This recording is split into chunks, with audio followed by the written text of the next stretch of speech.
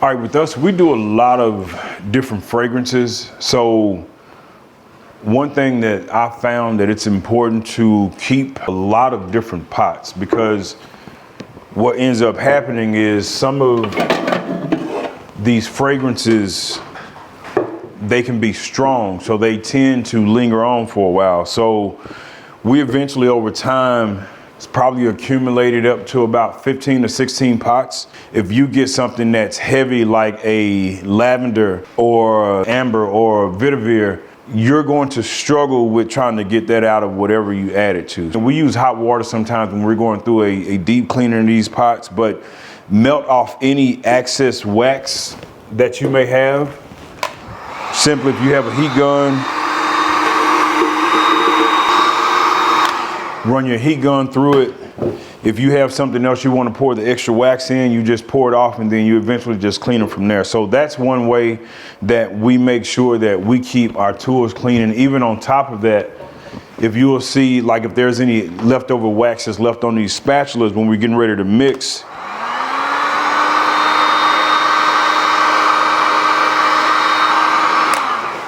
you give it a good melt off. I always keep my rag with me.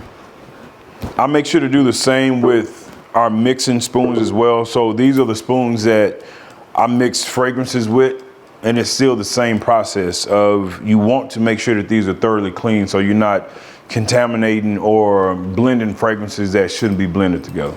So if you're starting off, a way that you can easily identify how much wax that you want, or how much fragrance you want to use in your wax, is just do small percentages. You can start anywhere between 7 to 8. Allow your candle to cure after you make that, and then you burn it, you smell it, see if you like it. If you like it, you keep it where it's at. If you want it stronger, you can go up to either 9 or 10. When we originally started off, I can't lie, I was trying to max it out, so I was all the way at 10. Here's the hazard, or here's the danger in doing that. If you get your fragrance load up to 10, and we use wooden wicks, that is a lot of oil that's going to be combined with fire. It will make your candles run extremely hot. So if you're using a 10% fragrance load, it's a good possibility you're going to have high flames and your jar is going to be very hot. That was something that, starting off as a candle maker years and years ago, I thought that the way that you got the best out of a candle is just putting the most fragrance that you could. It's a method, it's a dangerous method.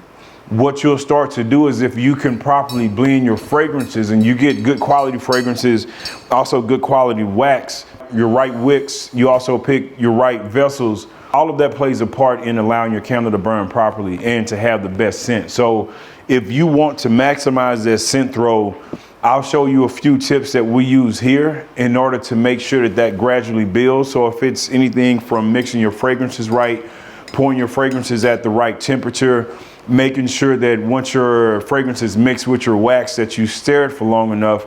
Also, another big part of that is making sure that you allow your candles to cure for a proper time. It's not best to make a candle and then try to burn it the next day. If you think about candle like wine, the longer it sits, the better it's going to get. Now, I wouldn't recommend you keeping a candle for 30 years, but if you allow your candles to cure anywhere between 5 to 7 days, you're going to get the best possible scent throw out of that. So that's how we cure ours. So I'll get into making some of the candles and also how we measure our fragrance load based off of how much wax we're going to use. All right, so whenever we are determining our fragrance load, for instance, I know that these candles hold roughly about 11 ounces total. So depending again on what your fragrance load is going to be, let's say if you are using a 7% fragrance load, if your overall vessel can hold 11 ounces and you're using a 7% fragrance load, you need to be able to identify what's 7% of 11. So Alexa, what's 7% of 11? 7% of 11 is 0.77. So depending on how good you are at math, you can either come up with it yourself or you can ask Alexa, Google, your calculator, whatever it is. That way you get the proper percentage. Getting ready to pour the wax now. So I've already measured out the fragrance amount. So I'm going to check the temperature on my wax. It's still a little bit too hot in order for me to pour, but what I can do is allow it to sit. So warm this jar up. We've upgraded equipment over the years, but I promise you don't need to start with all of this. We started on a lot smaller scale. As we grew, we continued to grow, but these big pots, we really started out of a small pitcher that was very similar to this. So don't look at any of this equipment and get intimidated and think you have to have this to start off. You don't. This is just where we have grown into now, but you can really start with the very basics. You just need something that you can melt your wax and you can mix your fragrance in with. Other than that, everything else it'll grow and come when it's supposed to.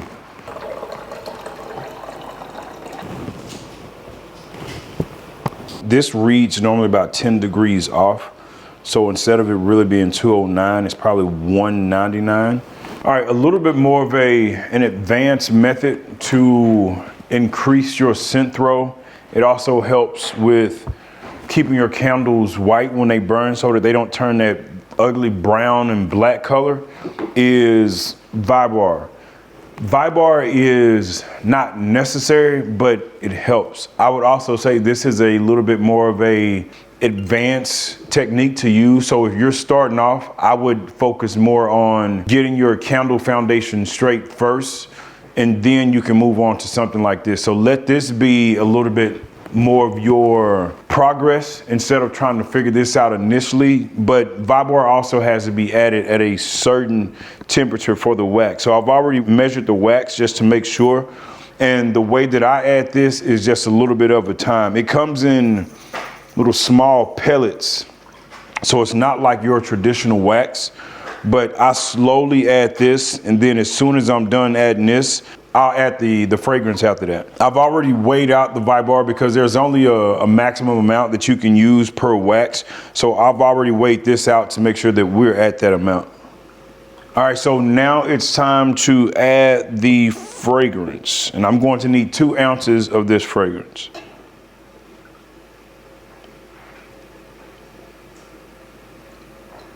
All right, so now that I've hit my 2 ounces, another tip, allow your fragrance and your wax to mix for at least 2 minutes. Don't stir it fast. Give it a slight stir, because if you stir it fast, what's going to happen is you're going to create bubbles, and you'll get these ugly bubbles in your candles that you don't like. It also affects the performance of it. So what I simply do is, Alexa, set a timer for 2 minutes. Good afternoon, Derek. 2 minutes, starting now.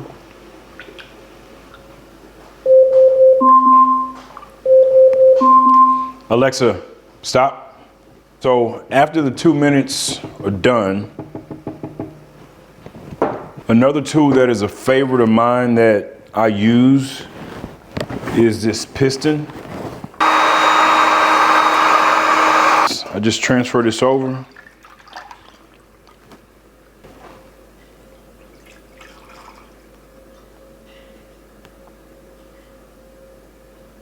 There's bubbles in the candle.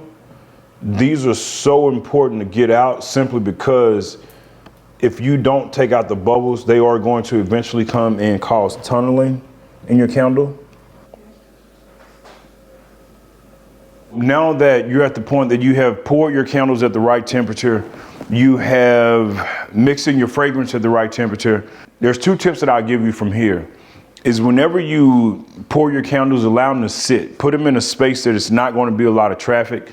It's not going to be a lot of bumping or moving the area that they're in. Reason being is the candle, as the wax begins to settle, if it is uneven or if it's a lot of traffic in the area, it is going to rock. And the next thing, and I said this before, but it's so important, allow these candles to sit for at least 5 to 7 days. I know you'll be tempted to see what it smells like. If you want to find out what it smells like, just burn the wax in the wax melter that you just poured if you have some extra.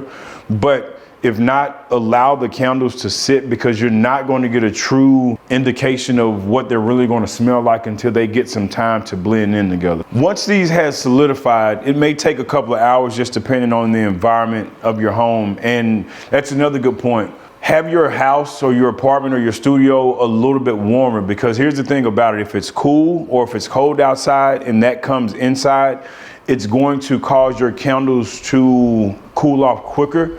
And that's also going to cause tunneling because they're not cooling properly. So try to get a good warm area where you're at. Once these have solidified, you can then put them in a closet or a cabinet. You want to keep them cool and keep them out of direct sunlight, just because they start to turn this yellow color.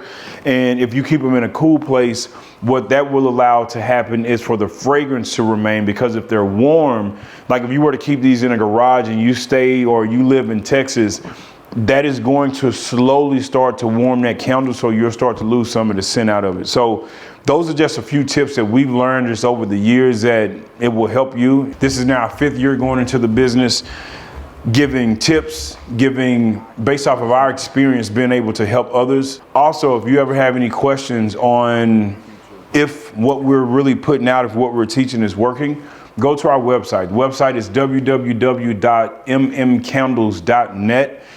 Everything there that we've taught, whether it's candles, whether it's room sprays, it's linen sprays, it's wax melts, all of it, you'll be able to find there. But the purpose of the channel is just to make sure that we can help and give back value to some of the things that we learned, some of the struggles that we had at an early age as we continue to build a business, to be able to help you out with it. So if you received any type of value from this content, if you feel like you learned something, if you feel that the information was beneficial, hit the like button, subscribe, and also stay locked in with us. This is what our goal is to be able to deliver content from over our last 5 years of learning, the frustrations or mistakes that we've had, to be able to teach that from someone else in a voice that we would like to learn from.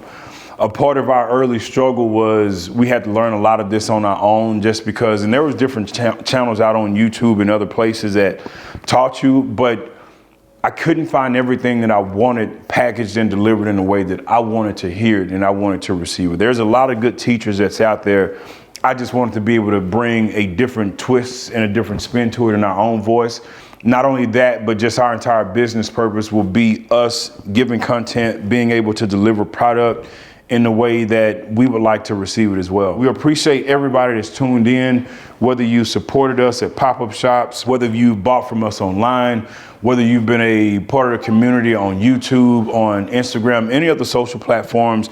We really appreciate it, because as a growing business, that's what we're really striving for, is really being able to put something together that people will take pride in and we would be able to take pride in as well. So just stay tuned in with us as we go along with this journey. If there's ever a way that we can help, if there's ever any content that y'all need, just drop it in the comments, send a message and let us know, and we'll make sure that we get it taken care of. So until the next time, y'all stay motivated.